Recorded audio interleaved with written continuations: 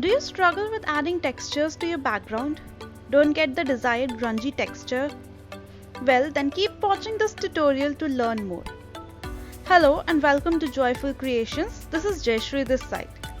Today I'm sharing with you all a mixed media canvas layout with a ton of background textures. But before we begin, please do subscribe to the channel if you enjoy watching my mixed media tutorials. I'm working today on a 8x10 inch canvas. I have taken a pattern paper from Amber Moon paper pack and cut it into small pieces. Now I'm creating random pattern by layering these pieces and adhering them with craft glue. You may use any pattern paper for this or even cardstock of your choice of color.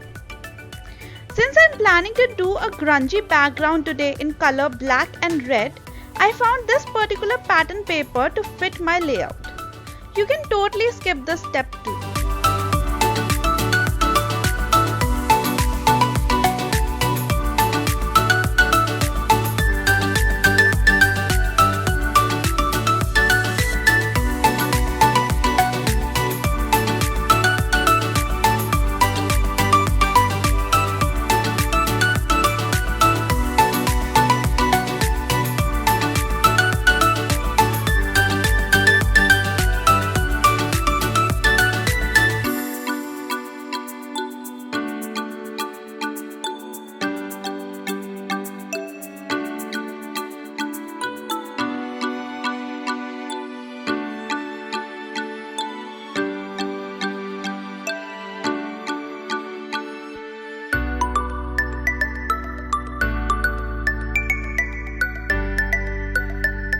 Now once I'm satisfied with all the paper layering, I'm going to work on the texture of my background.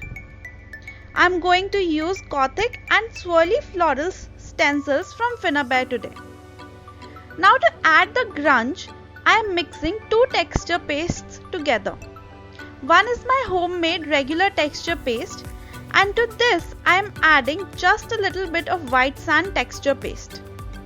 If you want to see how I make my own texture paste, I have linked the video for you in the top right corner. Now, in case you don't have white sand texture paste, you can go ahead and add some regular sand you can find near your house or in the park. If you are from India, you can also add leftover rangoli color in white. After mixing these two pastes together nicely, I am spreading it through my stencils. Since it is a very textured paste now, it will not spread like butter. So you will have to spread as much as you can evenly. Once I am done with stencil designs, I am taking the leftover mixed paste and spreading it out on the empty areas, trying to blend in the stenciled design with the background. This will make sure that everything in the background is naturally like so and nothing will feel out of place or design. Now once the texture paste dries completely, I am going to add a coat of white gesso on the textured part and clear gesso on the pattern paper layer. This step is very important. Priming your surface makes sure that your paints move around on the surface and blends well too. So no matter what project you are doing, always make sure you are priming your surface before adding any paints. Next step after drying the gesso is of course painting the background. For this I am using regular Camlin watercolors. I am choosing these colors today as I want to keep a lighter tone of colors in the background.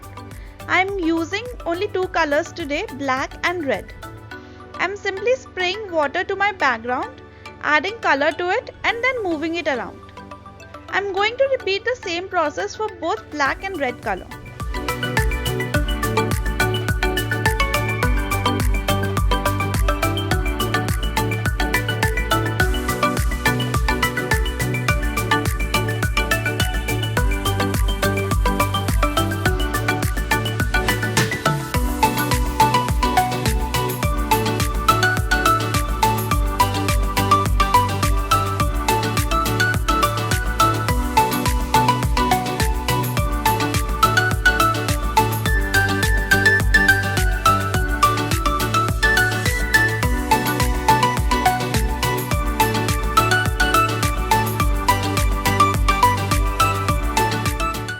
trying the colors, I realized the red looks more like an orange tone. So I'm using here just a very tiny amount of impasto paint in the color poppy red. I am again spraying water to my surface, then adding a bit of the color and moving it around. This helped me to get the right tone of red I wanted.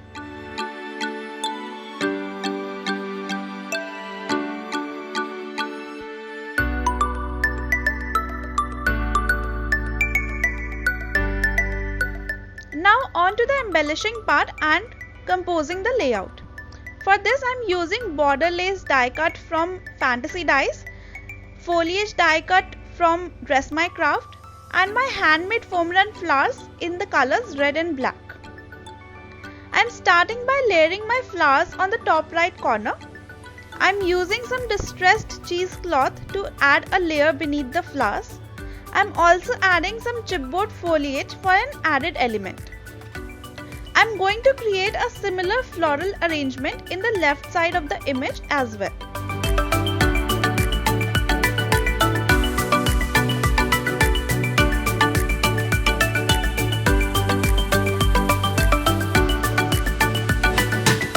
The list of all the products used in this tutorial is given in the description box below, so do check that out. Also, please do give this video a thumbs up if you're enjoying watching the tutorial, and subscribe to the channel if you haven't already. You can also follow me on Facebook and Instagram. The links are given in the description box below. Also, as this is my birthday month and due to the pandemic we can't go out and celebrate, I thought of celebrating with all you beautiful people in a mega birthday giveaway. The post is on my Instagram account, so don't forget to participate.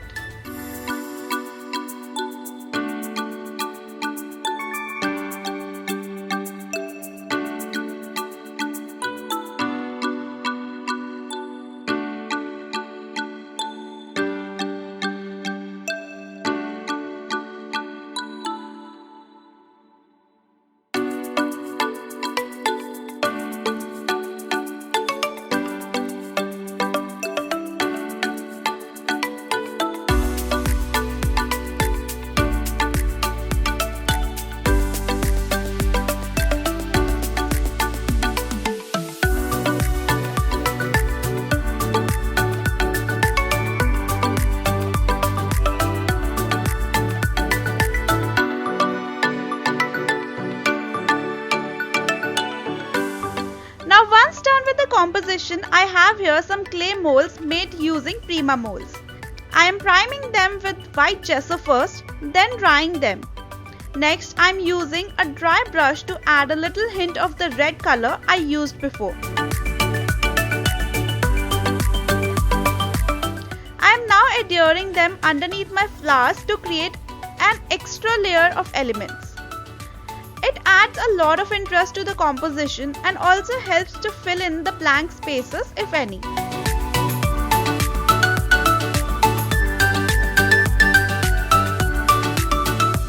Next, to add some more interest, I am adding regular sized art stones along with black flower pearls around the composition to add more grunge in the background.